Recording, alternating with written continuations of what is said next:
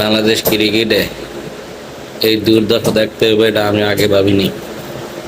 এত তাড়াতাড়ি দেখতে হবে এটা আমি ভাবিনি।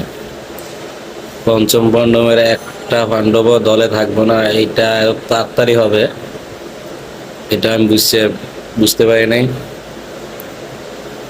তাও ইনশাল্লাহ আমাদের মুশফিকুর রহিম থাকতো, কিন্তু ইনজুরি পড়ে গেছে, তাই আর থাকতে পারলো না। মুশফিক ভাই ইনজুরি পড়ার কারণে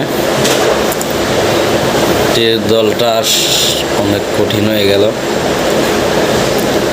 আল্লাহ জানে ওয়েস্ট ইন্ডিজের দলটা কেমন করে। একটা আশা তো পূর্ণ হয়েছে, মেহেদী মিরাজ বাংলাদেশ টিমের ক্যাপ্টেন, এই আশাটা তো পূরণ হয়েছে। যাই হোক, এক ম্যাচের